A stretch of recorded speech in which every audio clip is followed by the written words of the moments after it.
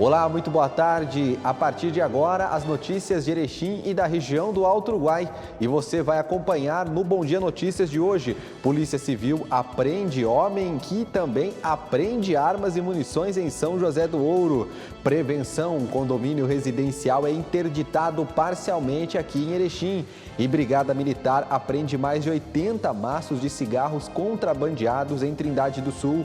Além disso, um homem foi preso com meia tonelada de maconha pela PRF em Barracão.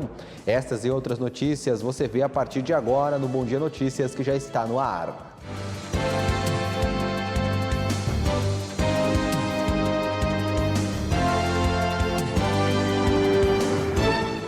Boa tarde, meu amigo, boa tarde, minha amiga. Obrigado pelo carinho da sua audiência. Você que nos acompanha de segunda a sexta-feira com as informações de Erechim, da nossa região do Alto Uruguai. Te liga porque agora as notícias aqui da nossa região para você. Temperatura de 16 graus aqui em Erechim, céu azul. Daqui a pouquinho, a previsão do tempo.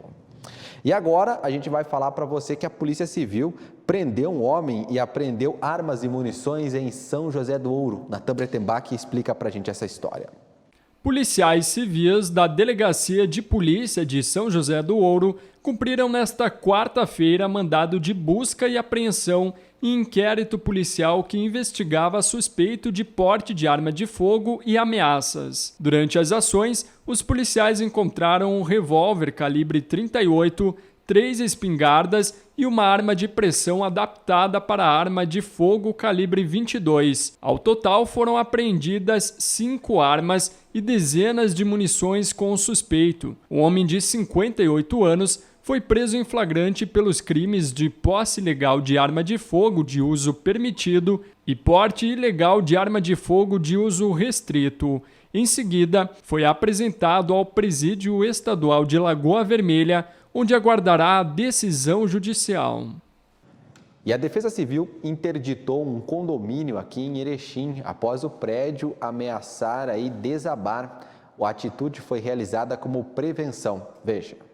Na manhã desta quarta-feira, a Defesa Civil de Erechim, juntamente com o Corpo de Bombeiros Militar, realizou a interdição parcial de um condomínio residencial na linha São Marcos, no município. A interdição foi feita por ambas instituições e cabendo ao proprietário apresentar as devidas exigências no prazo estipulado pelas instituições. Vamos para o site do Jornal Bom Dia para falar para você que um homem foi preso com meia tonelada de maconha em Barracão. Olha, na tarde desta quinta-feira, a Polícia Rodoviária Federal prendeu um indivíduo que transportava mais de meia tonelada de maconha em uma caminhonete abordada na BR-470 em Barracão, na divisa do Rio Grande do Sul com Santa Catarina. Policiais rodoviários federais realizavam uma operação de combate à criminalidade quando avistaram a caminhonete modelo Toro que vinha de Santa Catarina. Eles perceberam que o veículo apresentava estar muito carregado e decidiram abordá-lo. Vendo a aproximação da viatura, o motorista acelerou, mas foi detido logo em frente em uma barreira montada pela equipe. O veículo era clonado e estava carregado com fardos de maconha acondicionados sobre os bancos dos passageiros e no compartimento de carga, pesando 555 quilos, o suficiente para a produção de 500 mil de cigarros de consumo. O preso de 29 anos é morador de Cascavel e foi levado, ele e a droga, para a Polícia Federal e logo após encaminhado ao presídio aqui lá da região de Lagoa Vermelha. De acordo com a PRF, a ação representa um prejuízo de aproximadamente R$500 mil para o crime organizado. Está aí imagens na sua tela do momento em que a polícia apreendeu. O vídeo, a gente tem o vídeo que o Joy está colocando agora, que mostra aí o momento que a polícia prendeu esse traficante em Barracão, hein? Imagem impressionante colocada diretamente na viatura e também a quantidade de drogas. Parabéns à Polícia Rodoviária. E olha, a Brigada Militar apreendeu mais de 80 maços de cigarros contrabandeados em Trindade do Sul. Olha, durante a manhã desta quinta-feira, por volta das 10h20, uma guarnição da Brigada Militar efetuava o patrulhamento de rotina lá no bairro Bela Vista, quando na rua Cajeirana, os policiais efetuaram a abordagem de um automóvel modelo Fiat Uno. Em revista ao interior do veículo, foram encontrados diversos maços de cigarros sem procedência. Ao todo, foram apreendidos 72 maços de cigarro da marca Classic e 12 maços de cigarro da marca Hudson. Diante dos fatos, o homem de 49 anos de idade foi preso. Ele foi levado para a delegacia e logo após ser ouvido, foi liberado. E um homem também foi preso com um pacote que seria arremessado aqui no presídio de Erechim. Olha, durante a tarde desta quinta-feira, policiais que trabalham no projeto Sentinela de vídeo monitoramento suspeitaram de um indivíduo que estava nas proximidades do presídio. Desta forma, a guarnição da Brigada Militar efetuou a abordagem lá na rua Jacinto Godoy, no centro. Em revista pessoal ao mesmo, foram localizados 2 pacotes característicos aos que costumeiramente são arremessados ao pátio interno da casa prisional. No interior dos pacotes foram encontrados aí 2 aparelhos celulares. Diante dos fatos, o homem de 41 anos foi preso. Ele foi levado para a delegacia e logo após ser ouvido, ele foi liberado. Aqui em Erechim, também nas últimas horas, um homem que deveria estar em prisão domiciliar foi preso pela Brigada Militar na rua. Olha, o caso aconteceu durante a noite desta quinta-feira, quando uma guarnição da Brigada Militar efetuava o patrulhamento de rotina pelo bairro Progresso. Quando lá na rua Nossa Senhora de Lourdes, os policiais efetuaram a abordagem de um indivíduo em atitude suspeita. Em consulta ao sistema informatizado de dados, verificou-se que esse homem de 38 anos estava em situação de prisão domiciliar. Diante dos fatos, ele foi preso, encaminhado para a delegacia e logo após ser ouvido, foi levado ao presídio estadual aqui de Erechim. Agora a gente vai falar para você da questão dos acessos asfálticos aqui na nossa região do Alto Uruguai, né? A gente viu ontem que o governo do estado anunciou, no início dessa semana, foi na terça-feira, na quarta-feira, as obras aqui para o asfaltamento de várias cidades. Entre elas, 2 municípios que esperam há quase 20 anos por esses projetos. O primeiro deles é Ponte Preta. Vamos ver a fala do prefeito de Ponte Preta sobre este anúncio. No dia de ontem, 9 de junho, tivemos um anúncio por parte do governador de um pacote de obras no estado do Rio Grande do Sul, entre elas a nossa tão sonhada obra de ligação asfáltica até o município de Barão de Cotegipe. A gente quer aqui agradecer a todas as pessoas que já batalharam por esse trecho, por essa ligação asfáltica, prefeitos, vereadores, parlamentares e por quem hoje está buscando também e auxiliando para que a nossa obra saia do papel. Então aqui a gente quer agradecer isso e que realmente essa obra anunciada há muito tempo possa sair do papel e trazer qualidade de vida à nossa população de Ponte Preta. Outro trajeto anunciado foi entre as cidades de Severiano de Almeida e Mariano Moro. Cerca de 4 quilômetros devem ser concluídos de pavimentação. O prefeito de Severiano de Almeida falou sobre essa obra. Olá, minha especial saudação a todos que estão nos assistindo, irão nos ouvir pela rádio, dizer que estamos aqui para anunciar com imensa alegria a restauração, a recuperação da nossa RS 426, 5 km de extensão, que liga Severiano de Almeida até a BR 153. Agradecer imensamente ao deputado Capuani, Gilberto Capuani, que muito tempo vem pleiteando junto ao governo do estado esta recuperação e também a finalização do nosso acesso asfáltico de Severiano a Mariano Moro, que falta 3,9 quilômetros, que também será anunciado hoje no pacote de obras do governo do estado e com certeza será concluído no decorrer do ano. Então, pedir a compreensão da nossa população, de quem transita nesse trecho de 5 quilômetros, que nos próximos dias, o início previsto da obra será segunda-feira, né? Nos próximos dias irá causar um pequeno transtorno a quem por aí passar, mas com certeza depois será muito gratificante passar, transitar numa rodovia nova bem recuperada. Então, nossa gratidão ao deputado estadual Gilberto Capuani e deixar aqui, em nome da administração municipal, um fraterno abraço a toda a população severianense. Meu muito obrigado. Muito bem, gente, vamos falar agora da Covid-19. E olha, agora a gente vai mostrar o caso da Luciane. Ela teve 90% do pulmão comprometido, mas sobreviveu para a Covid-19. Apesar de já ter passado pela doença, ela sofre com muitas sequelas, assim como muita gente que passou por uma UTI. A reportagem é da Gabriela Belo, da TV Cachoeira, nossa parceira aqui na região. Eu tenho um tremor que não passa, a minha visão ficou prejudicada, eu caminho bem assim, devagar ainda, né? Mas perto do que eu saí do hospital eu melhorei 80% assim, com a fisioterapia. Me fez muito bem, assim, ó. Mas eu tenho as minhas limitações, meu braço, né, levanta até aqui, não...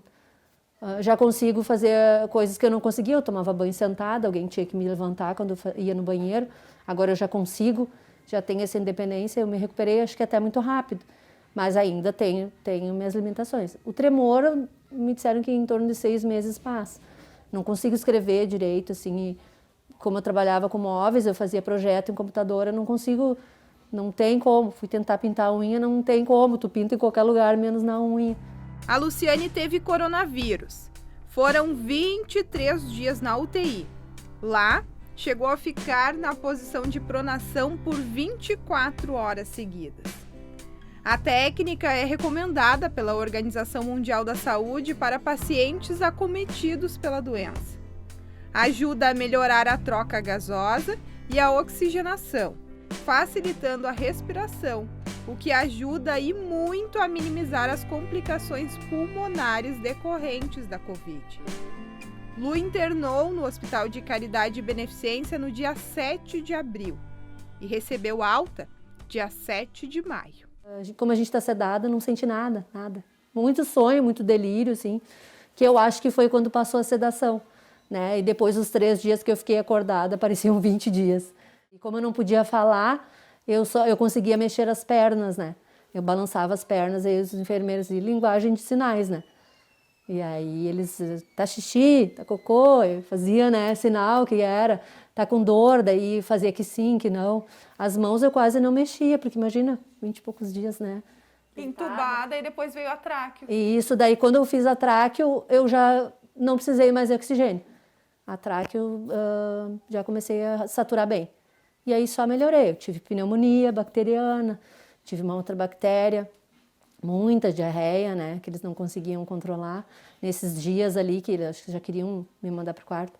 Aí quando eles estabilizaram, até foi uma surpresa para mim. Começaram a juntar as minhas coisas e tu vai para o quarto, né. Quando eu vi, a minha irmã já estava me esperando ali. Foi uma surpresa.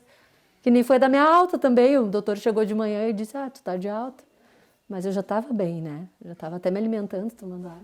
E enquanto tu estava lá no hospital, tu não tinha noção da corrente de orações que tinha do lado de fora, inclusive a pedido da tua irmã. Eu só fui sentir isso quando eu comecei a ver os vídeos. Porque assim, quando tu acorda, tu tem noção de que tu tá abandonada. Era eu e Deus, porque eu não parava de rezar 1 minuto, né? E pedindo para me ajudar, que eu queria sobreviver. E aí, quando eu comecei a receber os vídeos, até o dia que eu vi, eu passei muito mal, né? Eu comecei a vomitar, porque eu fiquei muito nervosa, porque tu não tem noção do que está acontecendo fora, né? A gente se sente, é muito triste. É muito triste o que a gente passa, assim. Não foi fácil. Eu venci. Nós vencemos, né?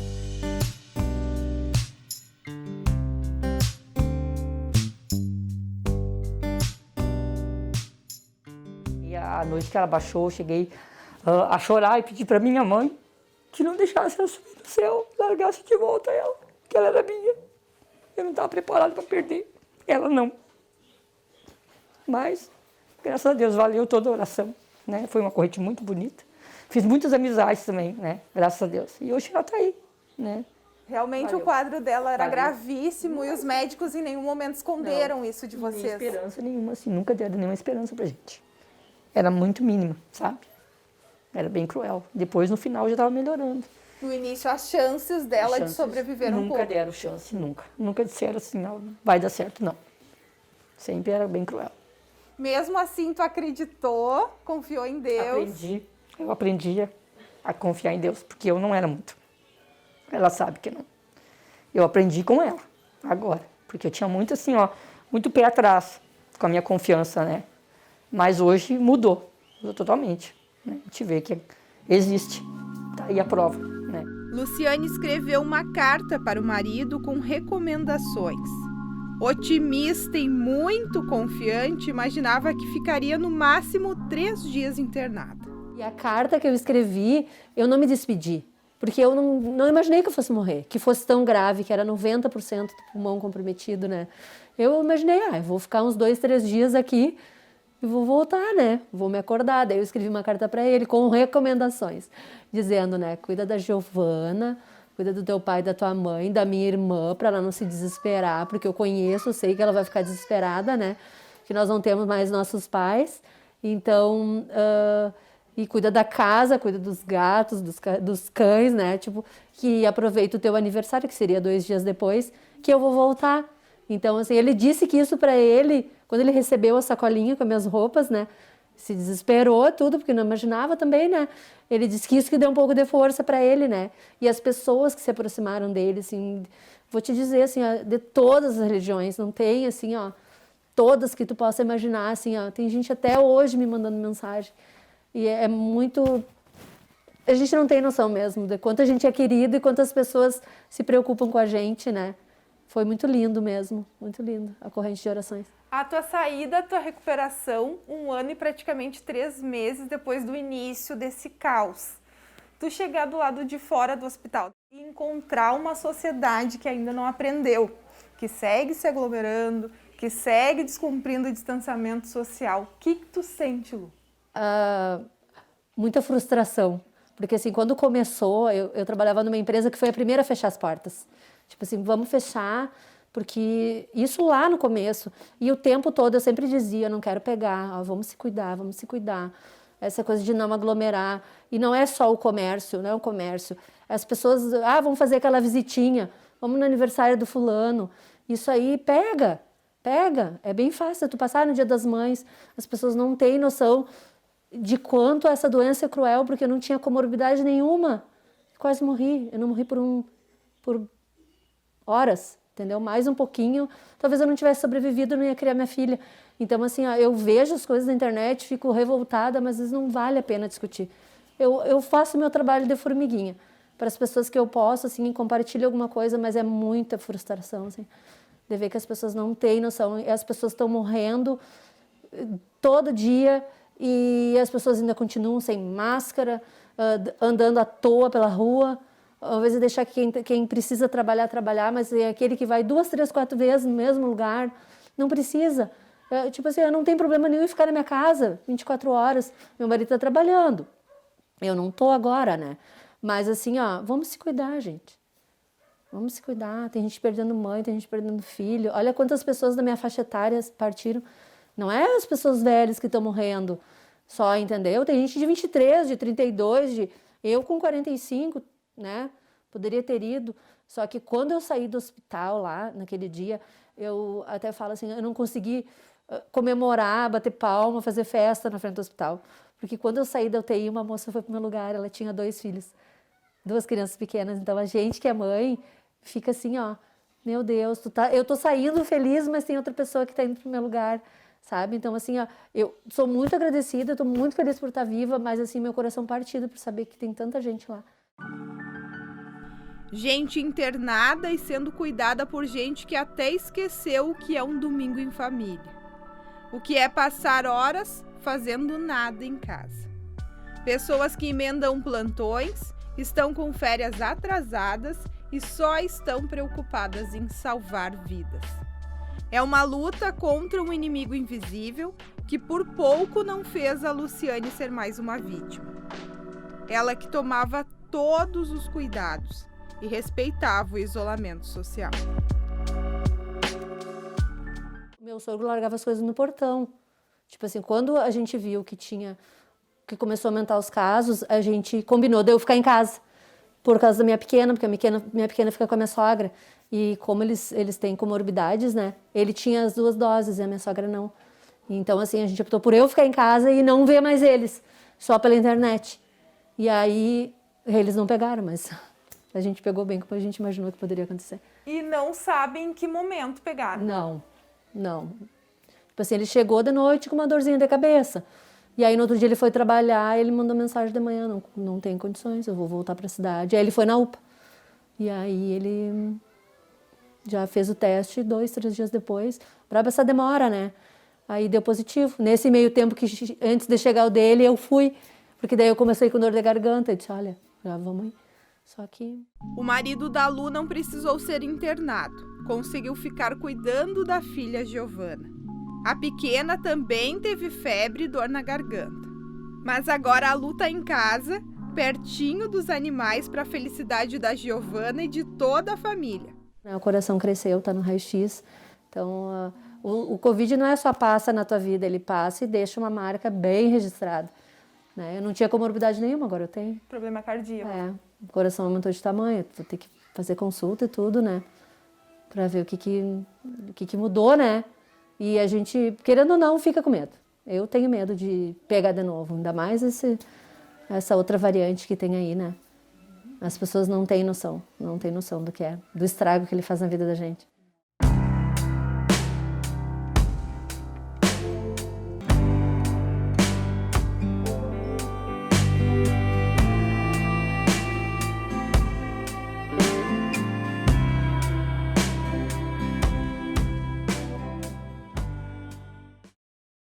E olha, a partir de hoje, pessoas com 52 anos de idade já podem se imunizar contra a Covid-19. O anúncio foi feito na tarde de ontem em um vídeo distribuído pela assessoria do prefeito aqui de Erechim, Paulo Alfredo Polis.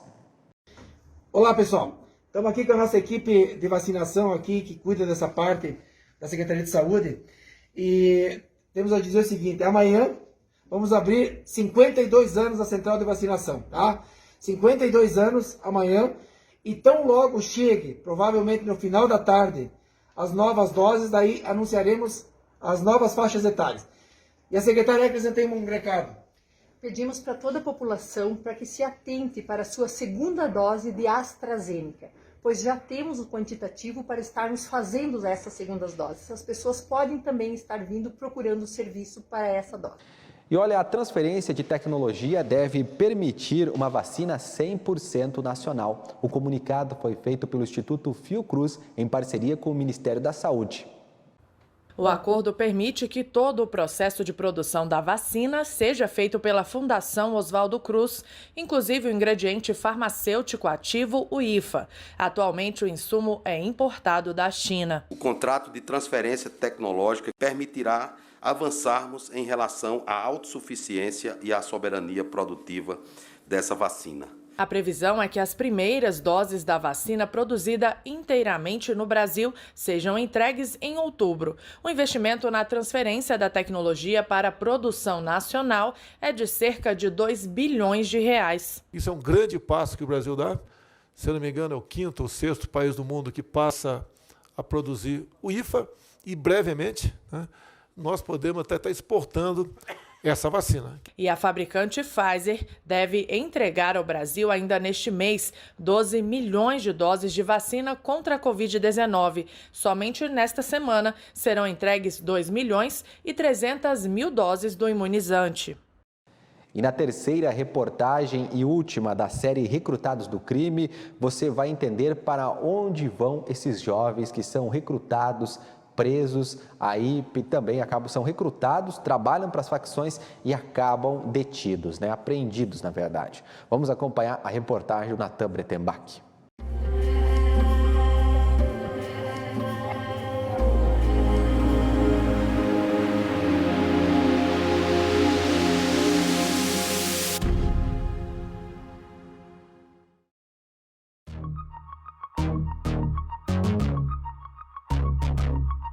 Para quem escolhe o crime?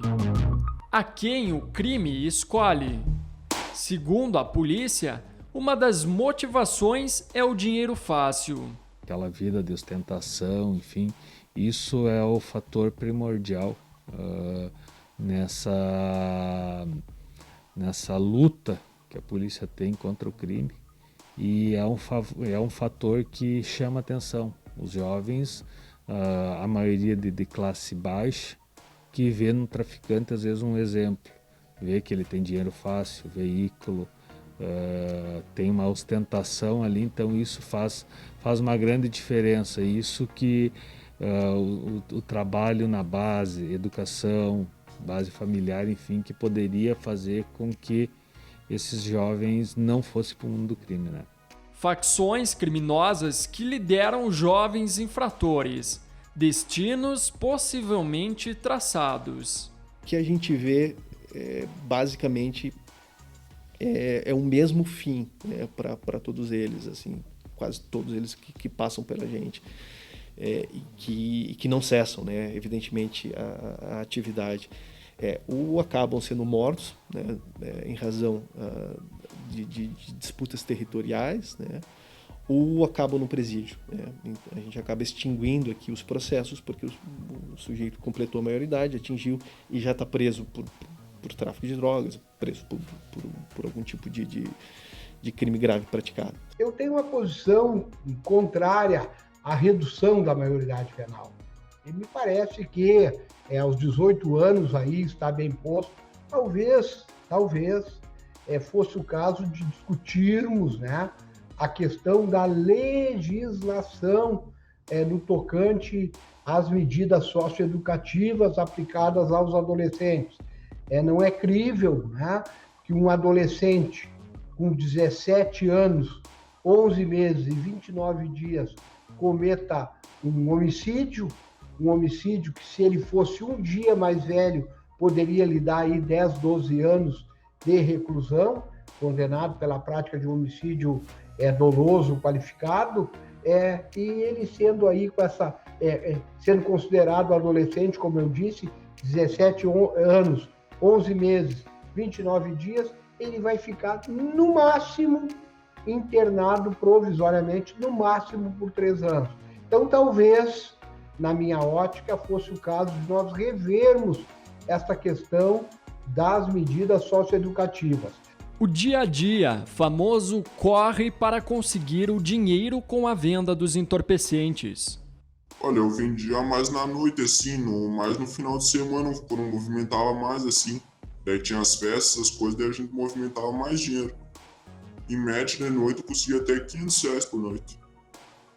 O delegado titular da Draco de Erechim, que é a favor da redução da maioridade penal, explica que, se aprovada, será benéfica para a sociedade, uma vez que a lei precisa valer para todos. Estou a favor da redução da maioridade penal, né? Eu acho que o adolescente já com 16 anos ele já tem discernimento para saber o que é certo e o que é errado, né? Inclusive algumas questões civis, o adolescente já se considera que o adolescente tem condições de escolher, né? Mas na questão criminal dizem que não, né? É algo que é contraditório. O delegado Diogo Ferreira justifica que apenas reduzir a maioridade penal não soluciona os problemas. Para ele, é necessário o fortalecimento dos presídios, a criação de mais vagas e também o bloqueio dos celulares. Separar esses jovens do pessoal mais, assim, mais antigo, mais experiente no mundo do crime, que isso aí faz uma diferença bastante também. Que tem às vezes jovens que entram com 18, 19 anos no presídio, ficam alguns anos presos. E ali eles adquirem experiência, convivem todo dia com criminosos contumazes aí, e isso faz com que eles tenham uma experiência por estar ali convivendo com essas pessoas aí que, infelizmente, depois aqui na rua nós temos que correr atrás, né? O juiz, que é contra a redução da maioridade penal, explica que o ideal seria um aperfeiçoamento no sistema carcerário e o fortalecimento do sistema de rede de proteção nos municípios. Acho que nós não vamos resolver o problema da prática de atos infracionais. Nós vamos apenas colocar jovens de 16 anos nos presídios, de 14, de 12, enfim. O recrutamento por parte de organizações criminosas vai continuar existindo, só que com idade inferior. Além disso, o Dr. Samuel reconhece que o Estatuto da Criança e do Adolescente, por vezes, é insuficiente para tratar de alguns casos. Me parece que o limite temporal de 3 anos ele é pequeno, né? Alguém que pratica um ato infracional, no limiar dos 18 anos, ficar 3 anos é pouco, dependendo da situação, dependendo do perfil, né? Dependendo do perfil, muitas vezes se constata realmente em se verificando, né, que aquele adolescente hoje adulto que praticou um delito, ele não se socioeducou, né, não houve uma mudança da parte dele, ficar 2 anos, 3 anos realmente por vezes se revela insuficiente. A diretora socioeducativa da FASE explica que a prática de exclusão acaba alimentando a violência e a própria reincidência dos jovens no crime. Criar oportunidades ou conferir oportunidades a esses jovens que cumpriram ou estão em cumprimento de medida socioeducativa, né? Materializando, então, essa responsabilidade compartilhada entre Estado, família, sociedade e comunidade, nesse processo de ressocialização, me parece que é o caminho mais seguro para a gente prevenir a violência, né, e prevenir a reincidência. Porque essa prática de exclusão ou essa prática de rotular esse adolescente pelo fato dele ter praticado um ato infracional e ter cumprido uma medida socioeducativa, na verdade, só vai marcar esse jovem por uma ausência ou do Estado, ou da sua comunidade, ou da sua família, e criar um ambiente propício para ele ser recrutado por organizações criminosas ou recrutado pelo tráfico, porque a vida desses jovens nos mostra que quando o Estado se ausenta, são essas organizações que acabam preenchendo esse espaço e captando esses jovens. O secretário de Segurança Pública do Rio Grande do Sul explica que muitas vezes o Estado, no sentido amplo da expressão, acaba esquecendo aquele indivíduo que está recolhido ao sistema. Quero utilizar a expressão aqui de Estado, no sentido amplo da expressão, acaba esquecendo aquele indivíduo que está recolhido ao sistema, né?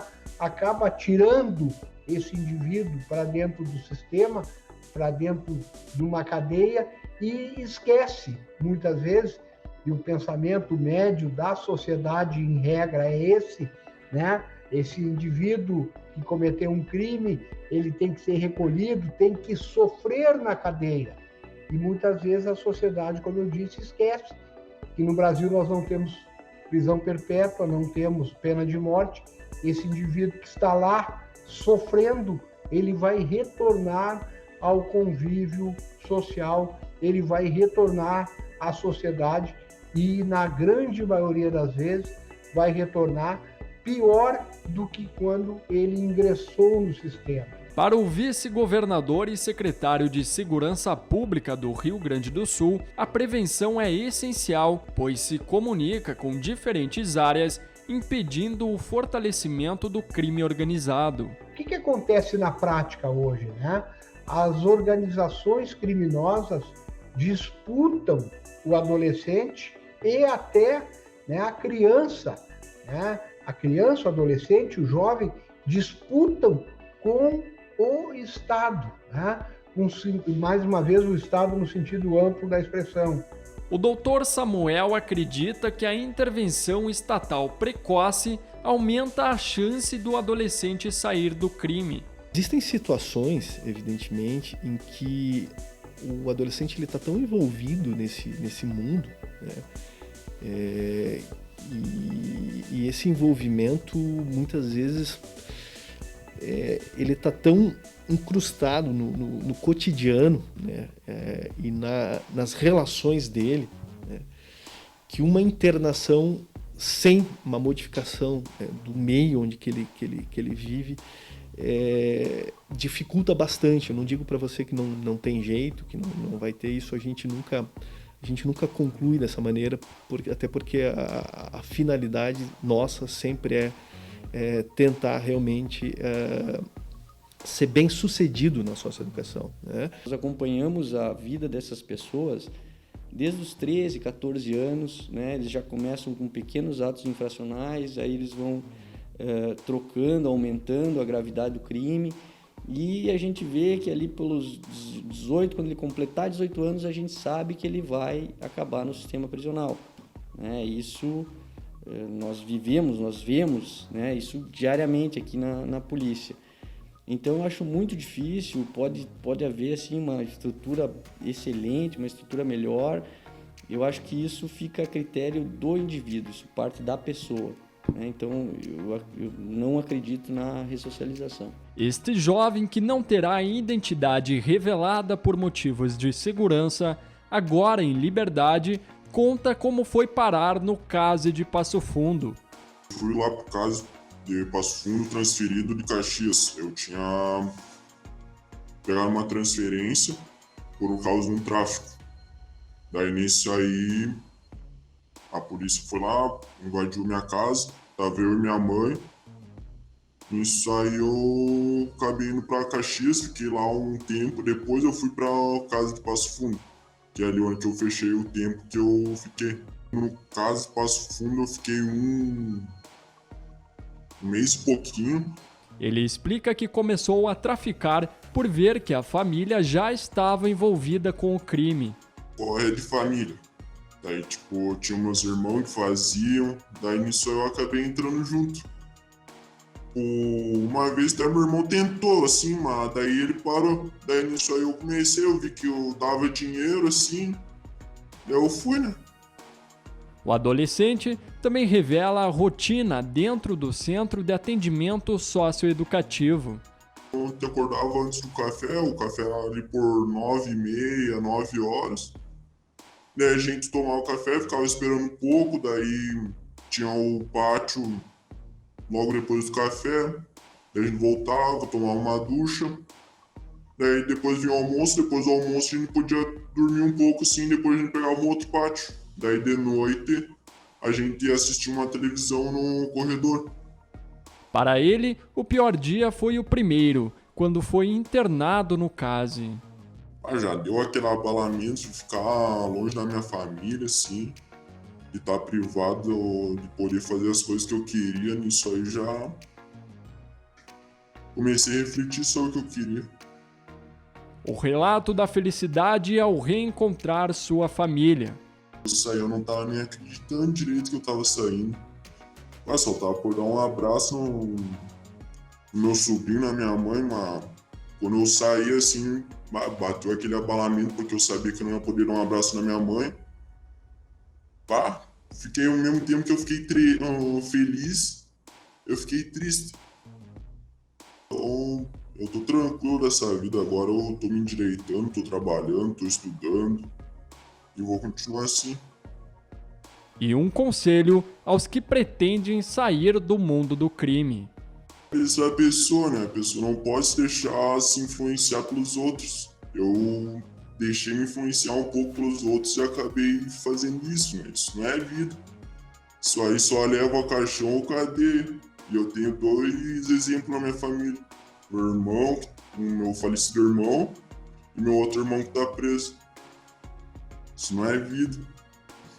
Na série de reportagens Recrutados do Crime, você conheceu a origem das facções criminosas no Rio Grande do Sul, de que maneira os jovens são recrutados por elas, onde os adolescentes infratores ficam, a discussão sobre a redução da maioridade penal e as perspectivas da ressocialização.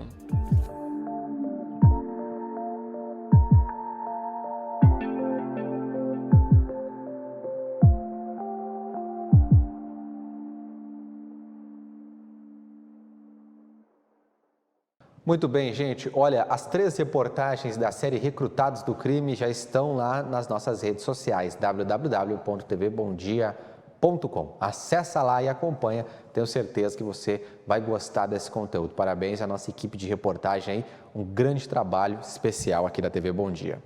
Agora tem um recado importante para você que está pensando em comprar, vender, alugar um imóvel. A Solar Imóveis é um imobiliário de confiança e qualidade que tem sempre as melhores opções para você que quer uma casa maior, um apartamento com mais espaço ou local ideal para a sua loja, o seu escritório, porque não a sua indústria. Visite agora mesmo a Solar Imóveis, o centro aqui de Erechim, pertinho da Caixa Econômica da 7. Ou então acesse o site solarimóveis-rs.com.br. Só no site da Solar você vê as fotos dos imóveis, as condições de pagamento e a documentação necessária. Tudo o que você precisa saber na hora de comprar, vender ou alugar um imóvel. Não perca tempo. Compra, venda e locação de imóveis é na Solar Imóveis. Vamos para o intervalo, na sequência tem mais Bom Dia Notícias para você. Você vai ver se o técnico do Internacional, Miguel Ângelo Ramírez, vai cair ou não. O Eric Oliveira conta para a gente daqui a pouquinho. Imagens da capital da amizade na sua tela. Já já eu tô de volta. O Master traz até você a nova loja de compras virtual, loja.mastersupermercados.com.br. Num clique, sua compra tá em casa. Acesse loja.mastersupermercados.com.br. Selecione os produtos de seu interesse, cadastre-se e faça o pagamento com os cartões e receba suas compras em casa. É fácil, prático e seguro. Loja virtual Master Supermercados. Num clique, sua compra tá em casa. Master Supermercados. Tá no Master, tá em casa. A LBN, sempre inovando, acaba de inaugurar sua fábrica de pré-moldado. A empresa possui uma equipe qualificada, formada por consultores, engenheiros e construtores. A metalúrgica LBN acompanha todas as etapas de implantação da estrutura, desde a avaliação do terreno, projetos estruturais, até o transporte e a montagem das peças de concreto pré-moldado, inclusive a montagem da cobertura, piso e outros serviços que se fizerem necessários, entregando a obra pronta para o cliente. Esse investimento é mais um projeto de longa data. Poder gerar emprego, contribuir para o crescimento da nossa região é gratificante. Temos grande expectativa em conquistar novos negócios e mercado, sempre oferecendo ao cliente o melhor custo-benefício, superando as suas expectativas. Com grande capacidade de produção, as placas, pilares e vigas de concreto são produzidas em modernas formas metálicas. A fábrica também possui caldeira. Com isso, acelera a cura das peças, otimizando assim a produção. A empresa montou uma equipe de engenharia, adquiriu softwares para dimensionamento estrutural, fez parcerias com fornecedores e, com isso, desenvolveu seu projeto para os produtos da nova linha LBN. A LBN hoje oferece soluções diferenciadas para o cliente, de acordo com sua necessidade.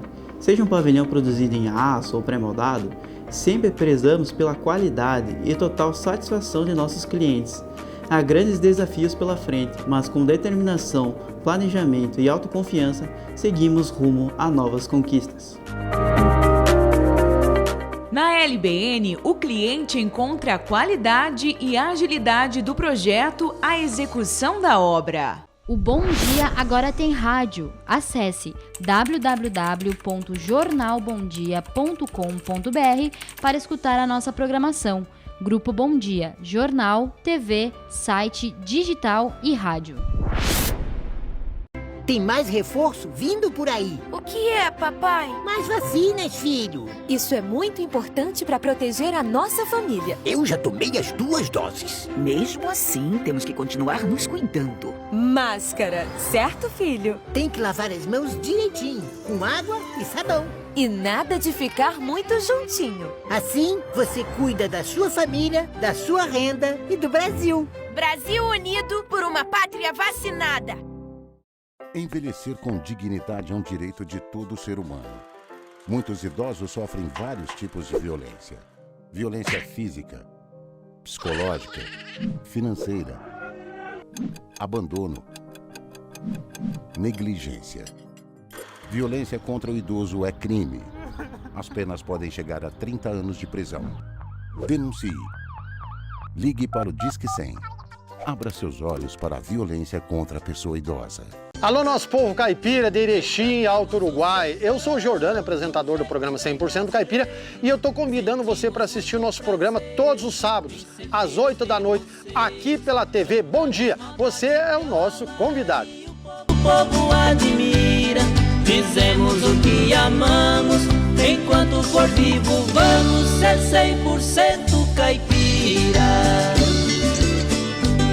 O município de Jacutinga completa 57 anos de emancipação política e administrativa. Neste 1º de junho, desejamos que cada munícipe seja um ponto de apoio nessa construção diária de valores sólidos, nesse processo contínuo de transformação, pois é semeando ações que colhemos conquistas, buscando no presente o futuro. O Poder Público de Jacutinga deseja que as conquistas da comunidade sejam sempre crescentes, demonstrando que somos nós que fazemos o amanhã e que nossa perseverança é a luz que ilumina o caminho rumo à cidade mais justa. Juntos fazemos cada dia Jacutinga ser um lugar melhor para viver. Parabéns, povo jacutinguense! No seu aniversário, Campinas do Sul só tem a agradecer e honrar as pessoas que fizeram deste município, ao qual ao longo de sua história tem se transformado e se tornado cada vez mais um lugar acolhedor para todas as pessoas que nasceram ou escolheram este espaço de chão para viver. Essa é a nossa cidade, essa é a nossa casa. Parabéns, Campinas do Sul, pelos 62 anos de emancipação. A vacinação contra a gripe já começou. E é muito importante que os públicos prioritários tomem a vacina, pois a gripe também pode levar a casos graves e até mesmo a morte. Veja quem vai ser vacinado em cada etapa, pois a campanha será organizada para evitar aglomeração e respeitar o distanciamento social em razão da pandemia. Primeiro serão gestantes, mães com até 45 dias de pós-parto, crianças de 6 meses a menores de 6 anos, povos indígenas e trabalhadores da saúde. Depois serão idosos com 60 anos ou mais e professores. Em seguida será a vez dos doentes crônicos, pessoas com deficiência permanente, caminhoneiros, motoristas e cobradores de ônibus, trabalhadores portuários, membros das forças de segurança e salvamento e forças armadas. Se você tomou a vacina contra a Covid-19 há pelo menos 14 dias, pode tomar a da gripe. Se ainda não tomou, mas está perto, dê preferência para a vacina contra a Covid-19. Vacinação contra a gripe. Eu vou. O Ministério da Educação tem um recado importante para todas as escolas do país.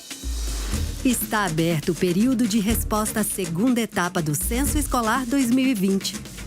O Censo Escolar é a maior pesquisa estatística sobre a educação básica brasileira. Ela é realizada todos os anos pelo INEP e nos ajuda a compreender a realidade da educação. A primeira etapa da pesquisa já terminou. Agora, na segunda etapa, é momento de declarar os dados sobre a situação dos alunos ao final do ano letivo e de informar também sobre como as escolas realizaram as atividades em 2020. Para saber mais, acesse gov.br/INEP. Escolas, não deixem de responder ao censo escolar e ajudar a educação brasileira. Ministério da Educação, Governo Federal, Pátria Amada Brasil. Atenção! Mais uma vez, as UTIs Covid dos hospitais da região estão lotados e corremos o risco de ficar sem insumos hospitalares. É preciso agir.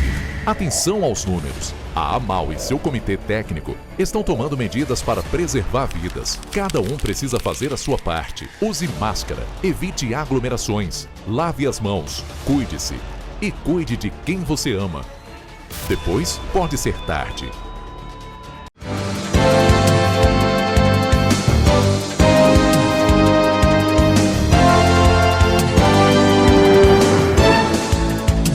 Estamos de volta com o nosso Bom Dia Notícias. Obrigado pelo carinho da sua audiência. E agora nós vamos com os destaques da coluna Pente Fino e o Rodrigo Finardi.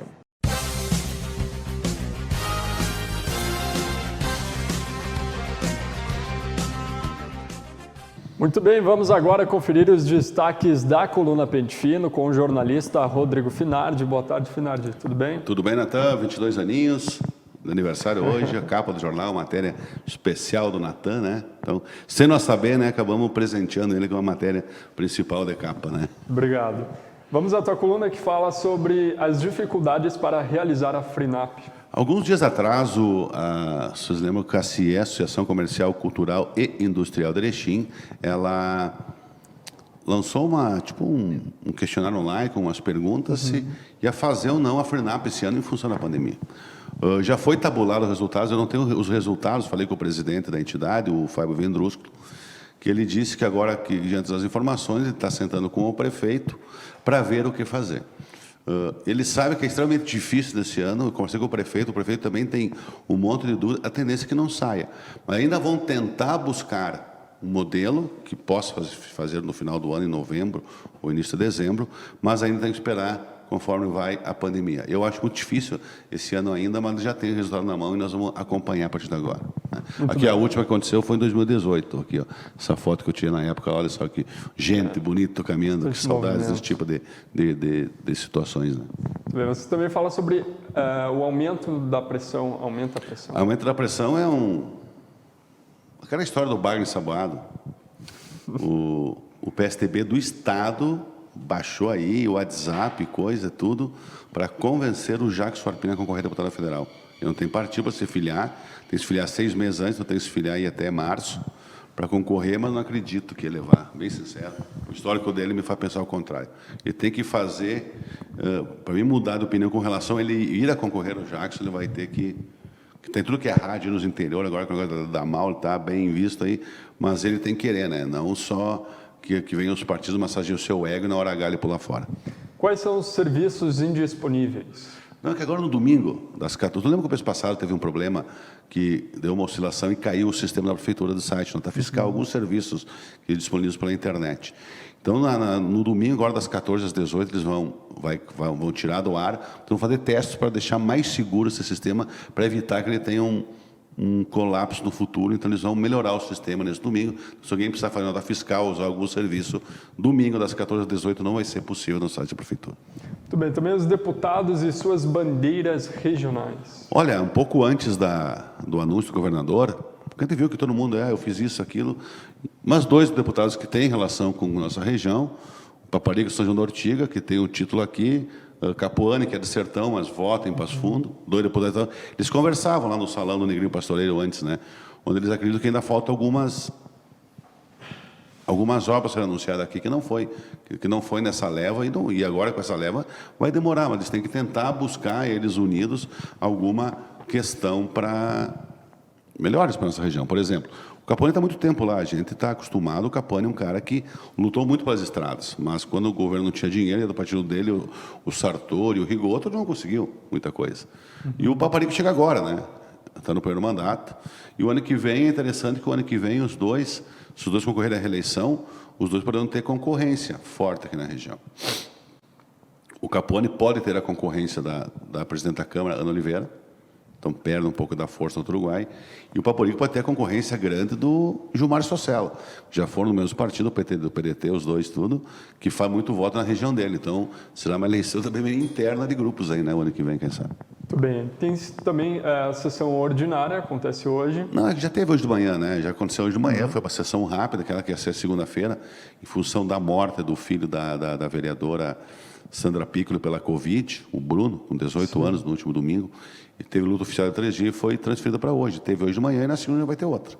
Então, teve alguns assuntos como revisão do regimento interno, da lei orgânica, que é uma coisa que tem que fazer sempre, porque nem vou falar sobre isso de novo. Teve e outras coisinhas aí que nós vamos trazer ao longo da semana.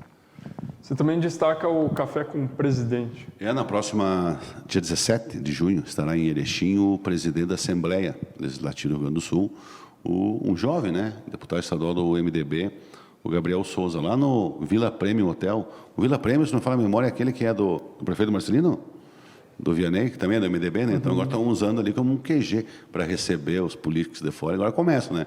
Tem eleição ano que vem, vocês se preparam que vai vir de gente... Só não vem de trem porque não está funcionando os trilhos, senão vem de trem também. Mas deve tudo que é jeito. Tá certo. Também um novo modelo de transporte público, um vereador aí. Essa foi uma questão que foi levantada na coisa de hoje, que o vereador Anaximandas Zambonato Pessim, com esses de recursos que o município está injetando no transporte urbano, com o sistema deficitário que o Brasil inteiro mostra que as empresas estão com dificuldades. Ele tem que se discutir novos modelos e modais de transporte coletivo, como lotações, que ele quer que se faça. Ele começa a discutir isso, eu acho interessante, eu acho uma bela pauta. O modelo como está não deve sustentar. A gente sabe que 2 anos, 3 anos, a empresa de novo vai ter problema de reequilíbrio financeiro. E não é em Erechim, é por tudo. A gente usa o exemplo do Erechim. Então ele quer que se discuta que talvez esse modelo não se sustente, por o resto da vida tem que pensar outra maneira do transporte coletivo. Nádia, a gente tem uma atualização referente também aí aos voos aqui para a nossa região, né? Os voos comerciais em Erechim, talvez em agosto. Azul, tu viu, até hoje entrevistamos numa live que vai ao ar hoje às 21 horas, o senador da República pelo Rio Grande do Sul, Luiz Carlos Reis, dos progressistas. Ele falou também um pouco disso e ontem eu tive a informação, porque a Azul está ampliando seus voos regionais. Eu já fiz estudo aqui em Erechim, tudo, e era para ser junho. Aí deu alguns problemas técnicos, ficou para julho, e em função da neblina, em função do nosso inverno e falta de instrumentalização, falta muitos instrumentos aqui para nós ainda, dependendo do dia, tu não vai pousar. Então, daqui a pouco tu põe uma linha agora, no inverno, não vai funcionar. Então, provavelmente, eu digo talvez, você me diga, em agosto ela comece. A previsão inicial são 3 voos semanais para Porto Alegre, de ida e volta. Mas vamos aguardar, quem sabe amanhã sai para setembro, para outubro, quem sabe nem sai mais esse ano. Vamos aguardar, mas é sempre uma informação, todo mundo quer que tenha, e depois não usa o serviço, né? Com certeza. Obrigado, Finardi. Bom fim de semana. Para todos nós. Muito bem, gente. Olha, como você viu aí, hoje, 9 da noite, tem um programa Pente Fino aqui na TV Bom Dia. Rodrigo Finardi vai entrevistar o senador Luiz Carlos Reis. Não perca, é logo mais, às 9 da noite. E agora, chegando o comentário do Igor Miller. Te liga, porque opinião você também vê aqui.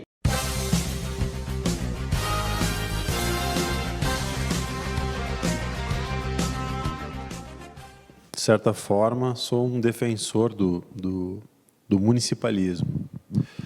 Depois de muito tempo, né, olhando para a estrutura que aí está montada, a estrutura institucional de federal, de Brasil, de país, né, União, estados e municípios, eu cada vez mais me convenço que os municípios são fundamentais para a qualidade de vida e bem-estar das pessoas. Por quê? Uma das razões, principalmente porque é aqui, é no município, é na localidade, é no bairro, que a vida acontece. Simples desta forma, sem tirar nem colocar nada mais. A vida está justamente situada, as necessidades estão situadas onde está o indivíduo, que é na localidade, na municipalidade. Então a gente vê, aqui eu falo bastante sobre isso, a gente vê como a política se transforma por meio das prefeituras, das gestões públicas municipais, para atender a necessidade das pessoas. E isso está ocorrendo efetivamente aqui, tendo como base a região Alto Uruguai. E alguns outros municípios aqui próximos também. E esse processo, com essa transformação, a vida literalmente se refaz. E ela acaba sendo muito diferente, destoando muito, a política acaba destoando muito daquilo que vem sendo feito tanto em âmbito estadual e federal. Apesar dessa semana nós termos tido uma notícia muito importante, né, da liberação de recursos por parte do governo do estado para atender demandas municipais das comunidades, que são acessos asfálticos, recuperação de estradas, enfim, aquilo que as pessoas precisam para trabalhar, produzir, gerar emprego, renda, enfim, viver. Então, como é significativo, como é importante a gestão pública municipal, porque ela está diretamente ligada às necessidades das pessoas e ela está criando canais e formas por meio de lei, por meio de ações práticas, por meio da gestão pública como um todo, de atender, de compreender as necessidades do cidadão e, de alguma maneira, fazer com que o cidadão também se refaça e toque a sua vida. Então, acho isso simplesmente fantástico, o que vem acontecendo nos municípios e como a política vem dando uma resposta efetiva para as necessidades das pessoas.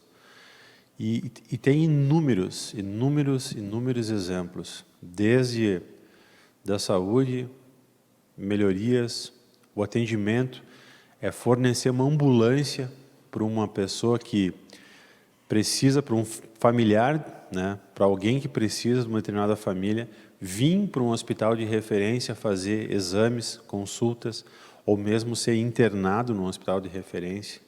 O transporte, quer dizer, o subsídio do transporte escolar,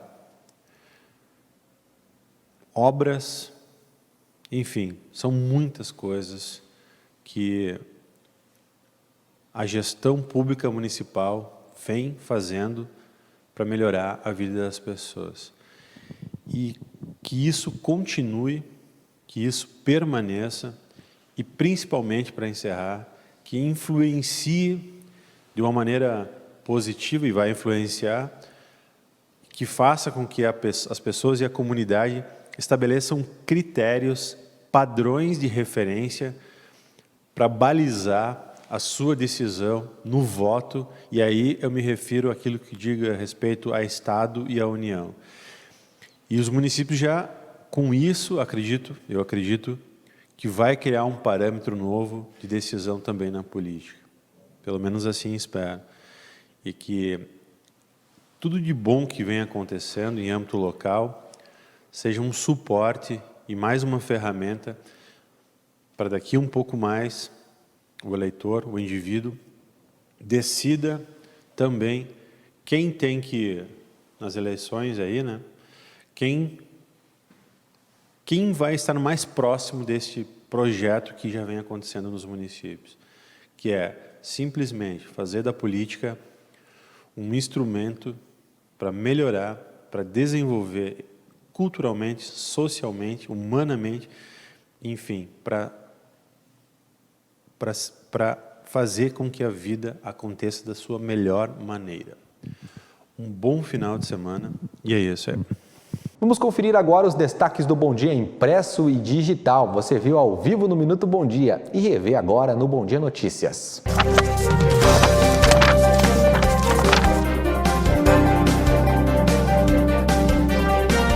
Vamos agora saber quais são os destaques do Jornal Impresso e Digital do Bom Dia, edição desta sexta-feira, que traz na capa a série Recrutados do Crime, uma reportagem especial feita aqui pelo Jornal e TV Bom Dia. A coluna do Rodrigo Finardi ele fala sobre as dificuldades para realizar a FRINAP. E na página 3, a isenção do IPTU de bares, restaurantes, hotéis, casas de eventos e similares aqui no município. Página 4, os colunistas de opinião. E na 5, o banco disponibiliza a abertura de mesada eletrônica e conta jovem pelo app do Banrisul. Página 6, o fato da foto. E na 7, não tive como evitar o pavor e o pânico, conta uma erechinense que mora em Tel Aviv. Bom Dia Entrevista. Na página 8, o suporte no tratamento. O Central de Atendimento Pós-Covid inicia atividades aqui em Erechim. Página 9, inscrições para novos estudantes em cursos EAD da URI. E na 10, traz informação para você em geral da Emater. Medidas para evitar a mortandade de abelhas são apresentadas em mini curso. Página 11, o Senac aqui de Erechim está oferecendo 24 vagas em curso técnico gratuitas. Na página 12, tem mais informações da região. Erval Grande, pedir nota aumenta a receita do município. E ainda Barra do Rio Azul, infraestrutura gera desenvolvimento. Lá em Centenário, o sonho que começa a ser realizado. Página 14, também destaque para viadutos, a campanha que visa aumentar a arrecadação municipal. Tem os classificados do Bom Dia e na segurança, melhor dizendo, em geral, você confere recursos hídricos aprovado, projeto sobre a recomposição da vegetação em torno de nascentes. Na página 19, oficinas para interessados acontecem na próxima semana da fase. Tem os classificados do Bom Dia, o caderno de variedades, e em segurança, o primeiro capítulo da série Recrutados do Crime, você vai conhecer de onde eles vêm. Página 23, o fixo Alan expõe desejo pela Liga Nacional de Futsal do Atlântico. Contracapa do Bom Dia está falando sobre o Grêmio, que empata com o Brasiliense e está nas oitavas de final pela Copa do Brasil. Outras informações você pode estar conferindo no site do Jornal Bom Dia, www.jornalbomdia.com.br. Vamos falar de esporte agora com o Eric Oliveira, porque hoje nós temos muitos assuntos no momento esportivo. Boa tarde, Eric. Tudo bem, Leandro? E uma ótima sexta-feira, porque amanhã é final de semana. Todo mundo quer falar do Internacional, eliminado da Copa do Brasil, mas é daqui a pouquinho. Se você está acompanhando o esporte, fica aqui que já a gente vai falar. Vamos começar a falar pelo Ipiranga, nosso time aqui de Erechim, que no fim de semana tem jogo importante. Tem um jogo muito importante contra o Criciúma, tem uma sequência bem desafiadora que foi Paraná Clube, depois na sequência o Mirassol, agora o Criciúma, depois tem o Botafogo, e é uma sequência bem complicada, mas o Ipiranga nessa semana já começou a intensificar seus trabalhos, na segunda-feira uma folga, na terça-feira já começou a retomar esses trabalhos juntamente com o departamento de fisioterapia, todos os jogadores muito bem fisicamente, essa informação que mais me agrada, alguns outros jogadores que vieram, a folha salarial do Ipiranga para essa Série C teve que extrapolar um pouco até o que o clube poderia, porque o Ipiranga quer sim e tem como objetivo subir, acessar a Série B do Campeonato Brasileiro. Essa que é a grande intenção, o ambiente do Ipiranga é muito bom, isso eu conversei com algumas pessoas do Ipiranga e falam que o ambiente é muito bom, todos os jogadores compreendem aquilo que o Júnior Rocha fala e ele é um baita treinador, é um treinador que o Ipiranga acertou muito em continuar trabalhando na Série C. Jogo contra o Criciúma, do Paulo Baier, que vai ser no próximo final de semana, no domingo. Muito bem, gente, vamos falar agora do Atlântico, vamos sair um pouquinho dos campos rapidamente para ir para as quadras, porque o Atlântico está viajando, já tem jogo no fim de semana? É na segunda-feira. Já saiu, já viajou, está se preparando para enfrentar o Joinville, que é uma das equipes mais difíceis. O Atlântico, enfrenta o Joinville lá no ginásio Carl Hansen e depois o Joinville vem para cá, ou seja, já retornando a enfrentar esses adversários novamente. É um jogo importante para o Atlântico, que briga na parte de cima da tabela. O Alan falou bastante sobre esse confronto, sobre o objetivo de conquistar a Liga Nacional ontem no programa Virando o Jogo também, Leandro.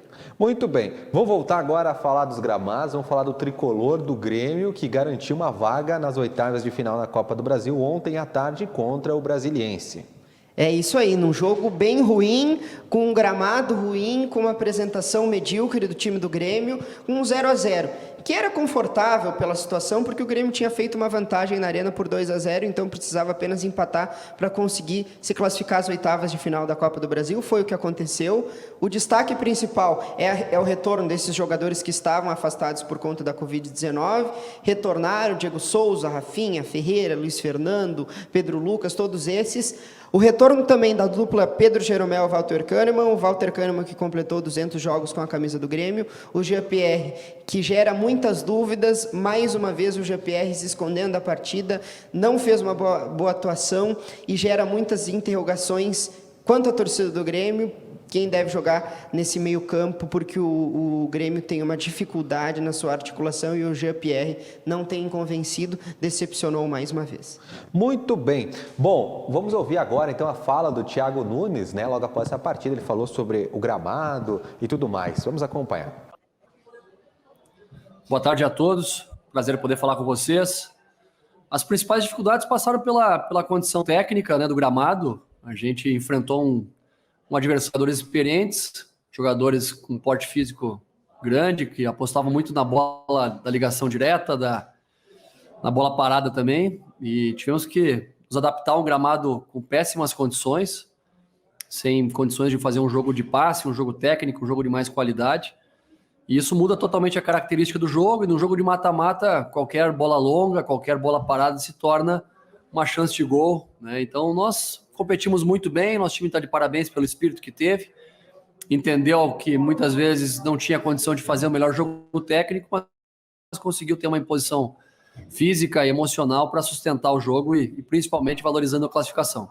Muito bem, gente. Vamos falar agora do Internacional, eliminado na Copa do Brasil para o Vitória ontem, e uma partida que foi, pode-se dizer, muito pior do que os colorados podiam imaginar, né, Eric? É isso aí. Vamos começar falando do jogo, porque se gerou uma série de dúvidas em relação a qual era o time que ia jogar, porque claramente depois da derrota que aconteceu para o Fortaleza do 5-0 no último domingo, na segunda-feira a direção teve uma reunião, para cobrar o treinador Miguel Ángel Ramírez quanto a um time titular, uma sequência de jogos com o mesmo time, tentar alguns ajustes para que o seu trabalho pudesse ter uma continuidade e tentar resolver os problemas que o Internacional tinha.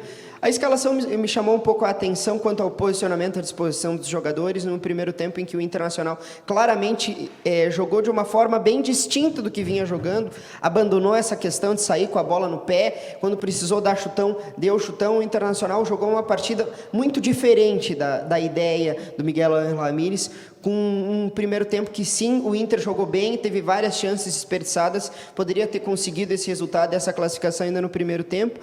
E no segundo, com a expulsão do zagueiro Pedro Lucas, mais uma vez, repetindo o filme que havia acontecido contra o Fortaleza, foi expulso e comprometeu a partida. O Bosquilha entrou e foi expulso também, levando 2 cartões amarelos em questão de 5 minutos, e não deu nada certo para o Internacional no segundo tempo, que pouco criou, numa chance lá que o Tyson correu pelo lado direito, e acabou sendo eliminado para o Vitória, com o Vitória fazendo 2 gols inexplicáveis, talvez alguns diriam, se alguém acredita em superstição, mas é fato que o Inter não jogou bem e foi eliminado com justiça para o Vitória, e aí começam a trazer várias dúvidas, e principalmente o trabalho do técnico Miguel Ángel Ramírez. Alguns até colocam uma certa culpa no Pedro Lucas, que se a expulsão não tivesse acontecido, talvez o Inter tivesse se classificado, mas o detalhe não é esse, é que o trabalho não vem dando certo. E aí nós passamos para uma outra etapa, porque nesse momento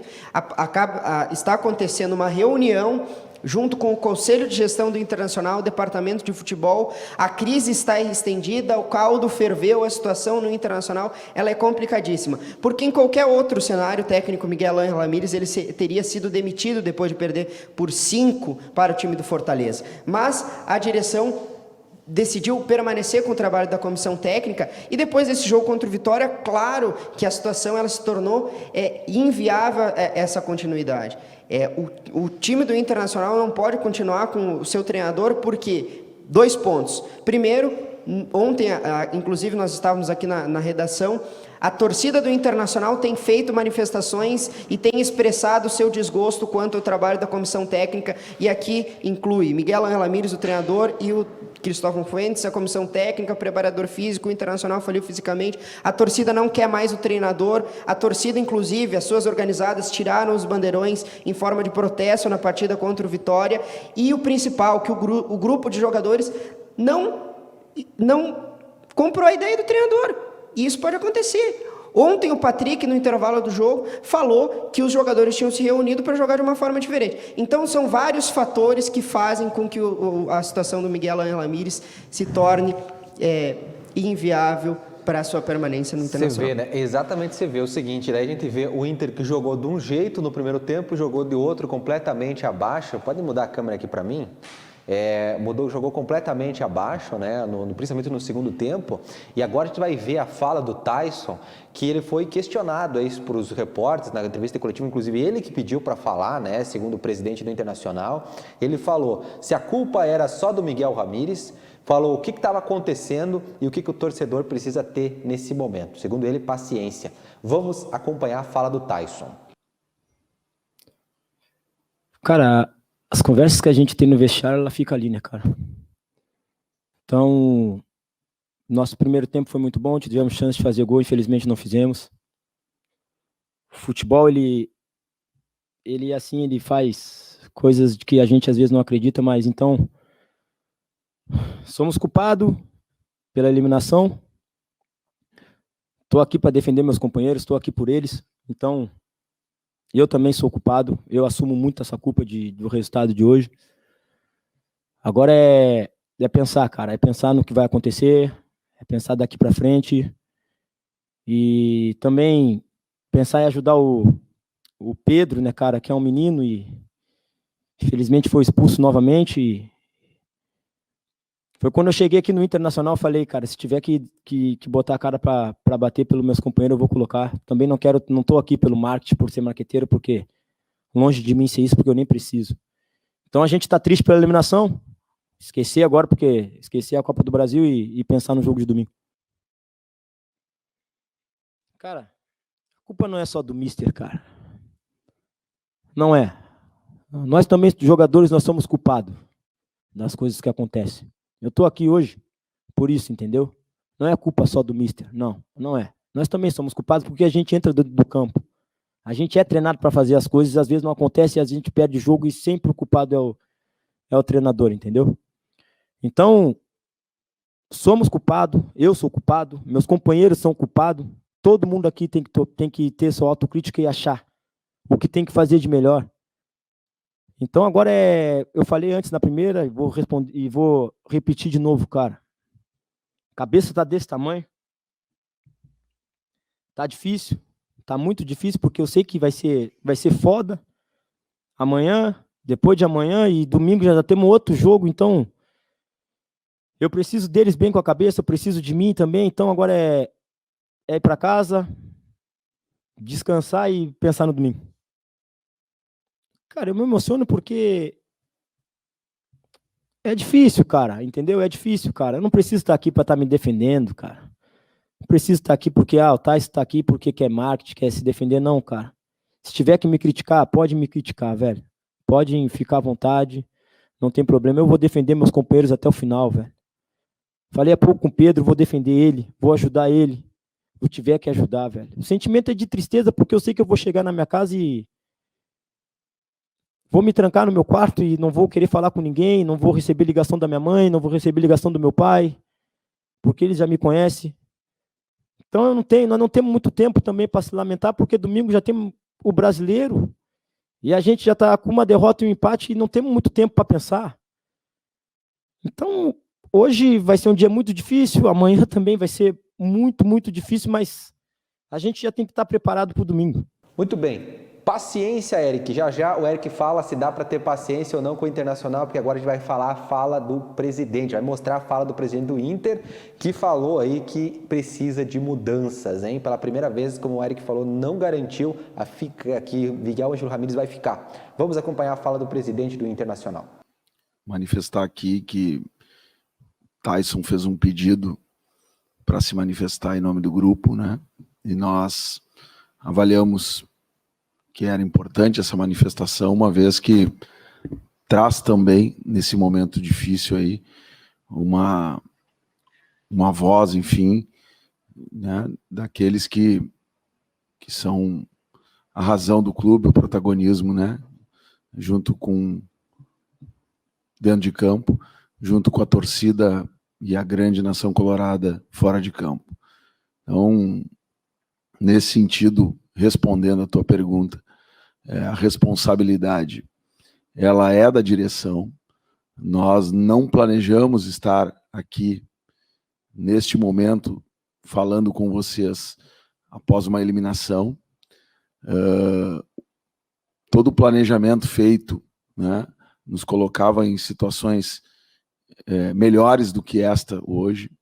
Eu não vou detalhar, porque acho que não é o caso nesse momento, o jogo específico de hoje, onde a gente vem de um processo de remobilização depois da derrota do Fortaleza, de uma mudança na equipe significativa, inclusive de movimentação, de um trabalho forte feito junto, direção, comissão técnica, jogadores, para que a gente pudesse reverter, né, este momento. Infelizmente, isso não foi possível, circunstâncias também da partida, é verdade, mas o fato é que o trabalho, a gente tem consciência, não está performando, entregando como a gente tinha planejado. Isso em qualquer trabalho onde se tenha minimamente uma ideia planejada e um objetivo a ser conquistado, quando se interrompe parte desse processo, evidentemente que é necessário se remobilizar, né? É necessário buscar entender, compreender os erros e corrigir, para que a gente possa, já no domingo, né, frente ao Bahia, num jogo fora de casa, mostrar uma outra postura e uma outra... Tá aí, dá para ter paciência ou não, como o Tyson está pedindo, Eric, com o Inter?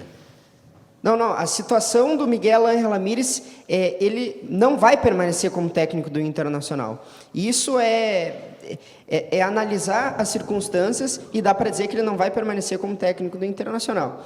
Agora, o Inter, por tardar essa demissão do treinador, acabou criando, né, com essa série de problemas, uma bola de neve, porque agora o treinador está com Covid-19, juridicamente o Internacional pode fazer um contato com ele e dizer que, olha, quando tu retornar e a tua recuperação ela se dá por concreta, nós não vamos mais continuar com o seu trabalho. Isso pode acontecer porque aconteceu com o técnico Renato Portaluppi.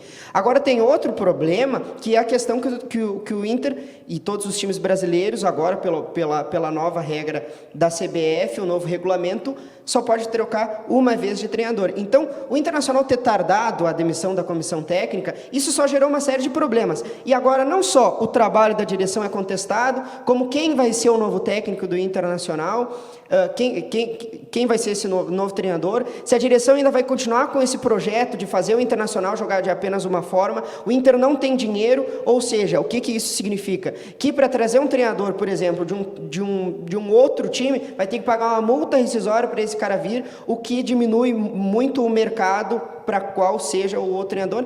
São vários fatores aí que entram nesse bolo. Há uma estratégia jurídica do Internacional conseguir fazer com que o Miguel Ángel Ramírez peça a demissão, aí o Internacional ficaria com essa possibilidade de trocar 2 vezes de treinador, meio que driblando essa questão da CBF. Mas é uma série de problemas e com certeza isso foi agravado ontem com a eliminação na Copa do Brasil, que o Inter, além de ser eliminado, perde muito dinheiro também. Às 5 da tarde tem mais do Virando o Jogo para você. Vamos acompanhar os desdobramentos desse caso do Internacional, do Miguel Ângelo Ramírez.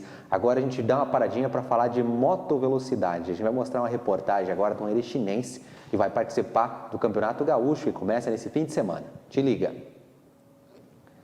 Muito bem, 5 da tarde tem mais esporte no Virando o Jogo. Obrigado, Eric, até lá. Posso fazer uma aposta, Leandro?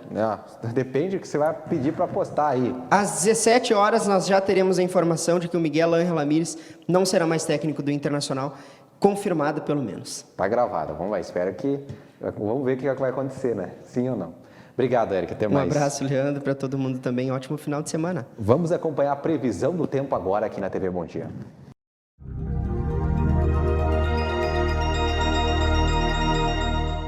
Olá, vamos conferir a previsão do tempo para a região do Alto Uruguai Gaúcho.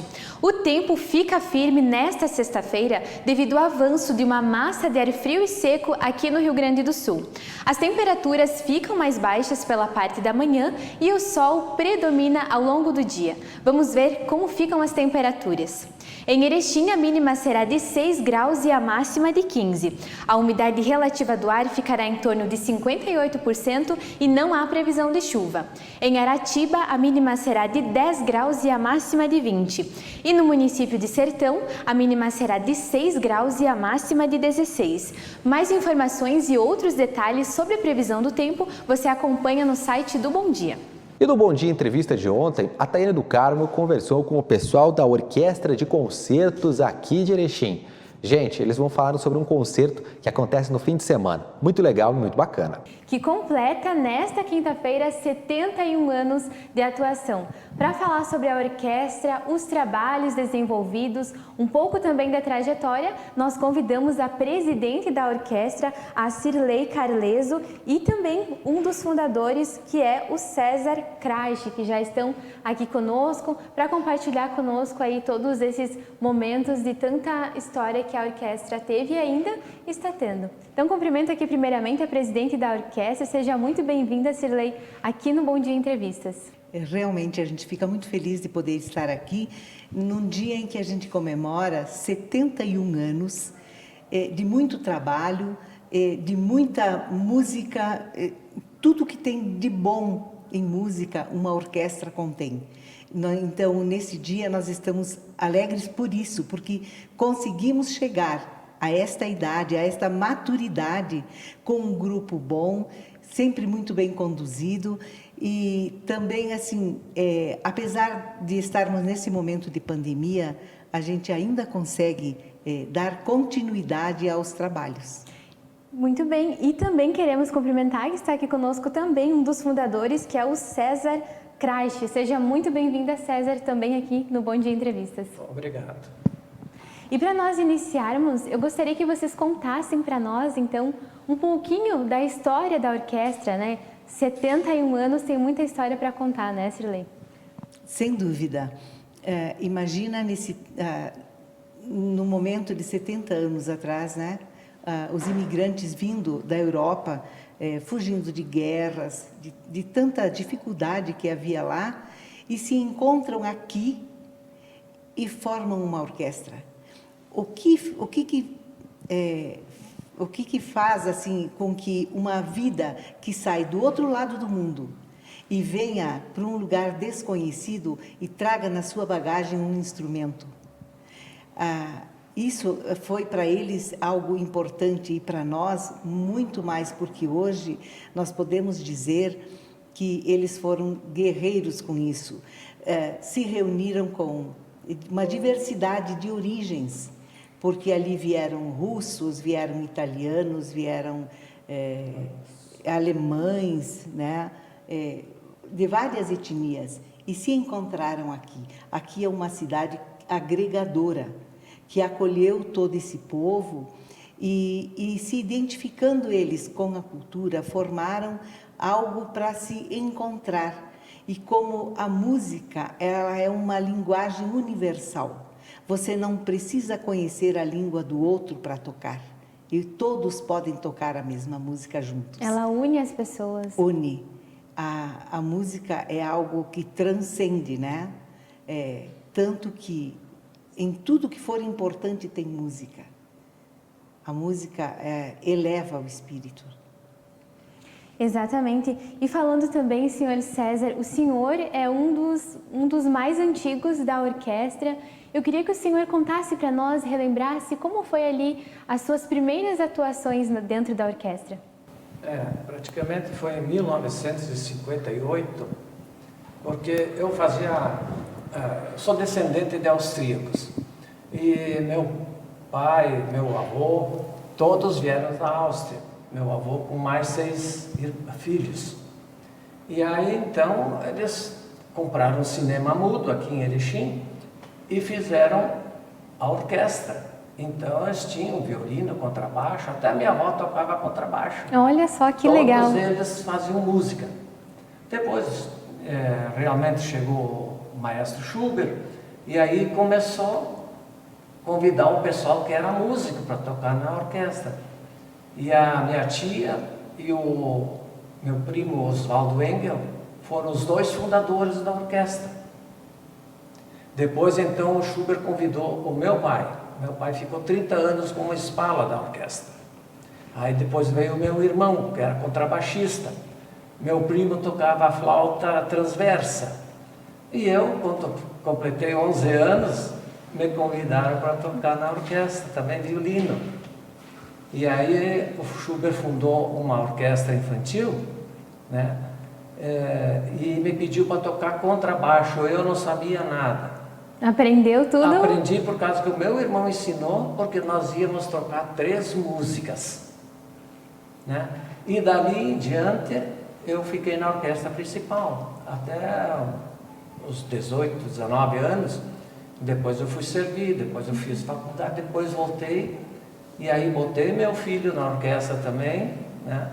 E eles tanto me insistiram, eu voltei a tocar. Até hoje eu estou na orquestra tocando. É uma história realmente muito bacana que a gente acompanha, né? Muitos anos aí de atuação. E gostaria que a presidente falasse atualmente como é composta a orquestra e quais são as principais atividades que ela desenvolve. A orquestra se manteve apesar da pandemia e as aulas, elas como são individuais, tem tido continuidade. Em outros casos, também tivemos o sistema híbrido de aula presencial e aula online também, né? Continuaram com as atividades? Continuamos com essas atividades.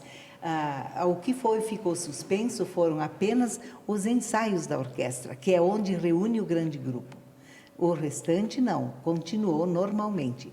E estamos agora com o concerto para este fim de semana, para comemorar os 71 anos e assim, nós trabalhamos continuamente, praticamente não tem pausas, porque durante as férias também os alunos estão mais disponíveis e dá sequência no projeto, né?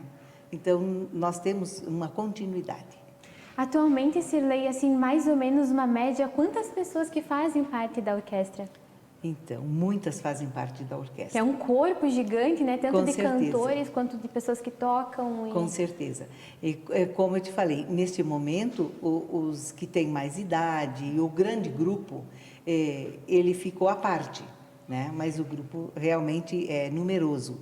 E os alunos também estão vindo, aqueles que não têm comorbidade alguma e que podem vir, que são também bastante, atendemos nesse momento, fora os que não estão vindo, né, na média de 80 alunos.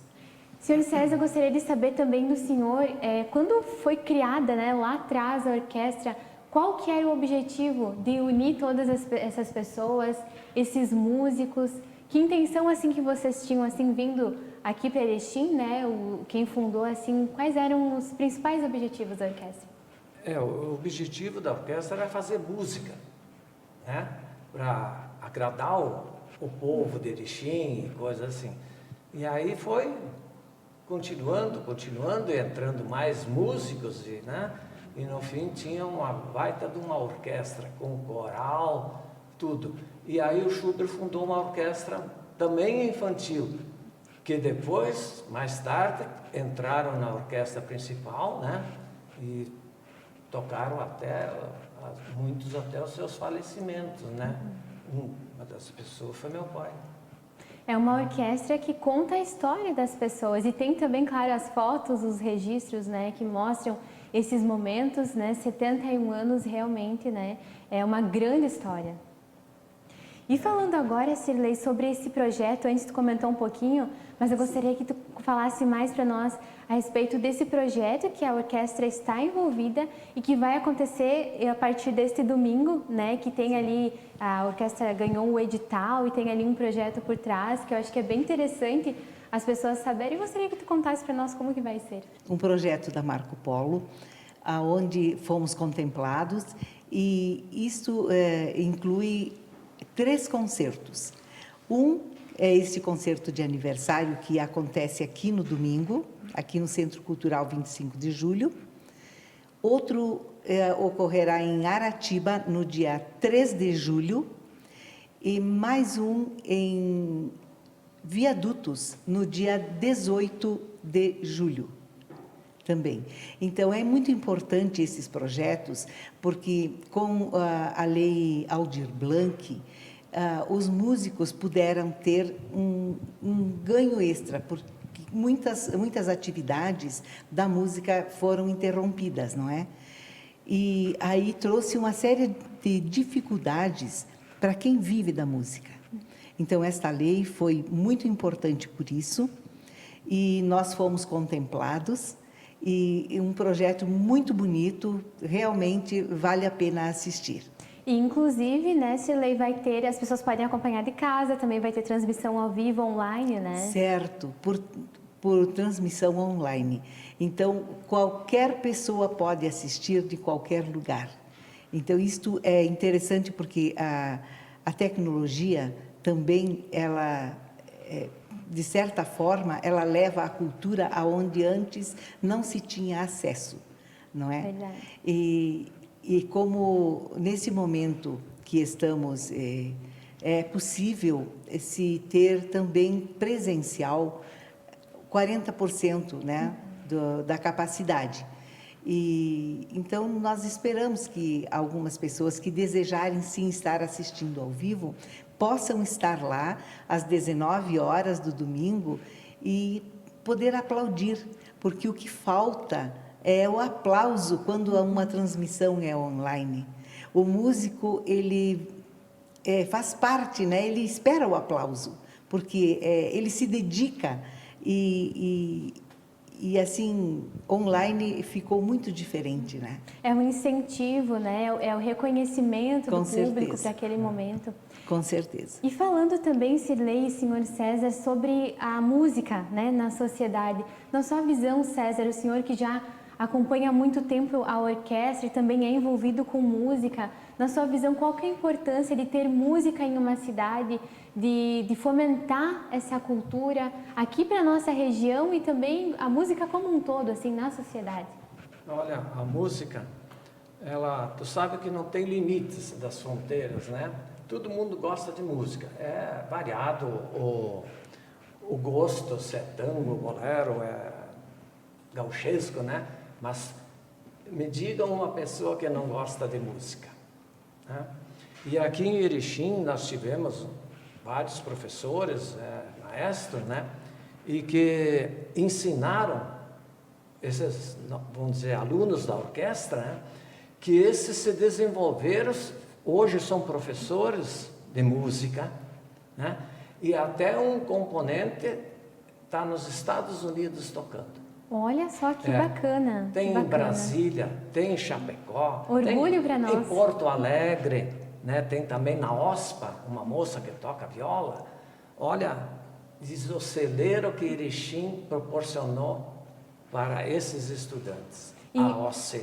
E imagina, né, seu César, nestes 71 anos, quanta gente que não passou ali por vocês e vocês acompanhando o crescimento daquele aluno. Muitos. E agora ver ele em outros lugares, até em outros países, eu acho que é bem gratificante para vocês também. Muito gratificante mesmo. E falando agora, Cirlei, assim, quem tem interesse, por exemplo, em participar do grupo, da orquestra, quais são os procedimentos? Sim, estamos abertos sempre para novos alunos. É só nos visitar, chegar lá no Centro Cultural 25 de Julho, fazer a sua inscrição, que nós temos vários instrumentos, né? Desde a percussão, violino, viola, contrabaixo, violoncelo. Então, é variado, alguns instrumentos de sopro também. Então, é só se dirigir lá para o 25 que a gente encaminha. E aquelas pessoas assim que têm interesse de acompanhar o trabalho de vocês, assim, que se interessam, eu quero ouvir, porque eu sei que vocês postam bastante vídeos, Sim. Os recados. Quais são as plataformas digitais? Isso, podem nos seguir no Instagram, no Face, que a gente está sempre postando novidades, tudo aquilo que acontece de interessante, a gente gosta de dividir com o nosso público, porque todos sabem a importância da orquestra. A orquestra, ela é um bem cultural da cidade. Ela se desenvolveu de maneira tal que ela é hoje algo imprescindível no meio cultural. E nós temos muitos projetos, inclusive para crescimento da orquestra. Exatamente, tem uma orquestra que carrega o nome da cidade, que se criou aqui, continua trabalhando mesmo em tempos de pandemia. Então, realmente, a gente parabeniza a orquestra por estes 71 anos de existência e que, com certeza, vai continuar crescendo, trazendo mais jovens, mais alunos para continuar levando, seu César, o nome aqui da nossa cidade, representando a orquestra e fazendo um bem cultural até para a nossa saúde, né? Nossa saúde. Exatamente. Realmente, então, aqui chegando ao fim da nossa conversa, eu agradeço muito a presença de vocês aqui, tanto da presidente Cirlei, quanto de um dos fundadores, representando aí, o seu César, por compartilhar conosco um pouco da história, por falar das atividades, tudo que ela disponibiliza. Nós agradecemos de coração. Muito obrigada e os parabéns novamente pela orquestra. Muito obrigada, Cirlei. Nós agradecemos e queremos dizer que, neste momento, a Marco Polo está patrocinando os nossos eventos de aniversário. Nós agradecemos a atenção e a oportunidade que temos de falar da nossa orquestra. Convidamos a todos para estarem lá no 25 ou online e nos prestigiar no OSCE in Concert. E também muito obrigada, Cirlei. Agradecemos também a presença do seu César. Muito obrigada. Muito obrigado. Muito bem, então. Legal demais, né? Gente, hoje não tem o programa Bom Dia Entrevista aqui na TV Bom Dia, mas tem o Equilibre-se da Isabel Seaber. É logo mais às 8 da noite. É isso mesmo, Joy? Às 8 da noite, o Equilibre-se aqui na tela da TV Bom Dia. E às 9 tem o Pente Fino. Não perde, tá bom? Muda para cá porque eu quero agradecer a sua audiência e lembrando que na segunda-feira nós estamos de volta com mais notícias a partir do meio-dia. Você pode rever esses e outros programas no site www.tvbomdia.com. Um ótimo fim de semana para você, tudo de bom, bom feriado para os namorados, aproveite, você que tem a sua companhia aí, namore bastante e até segunda-feira. Tchau, tchau.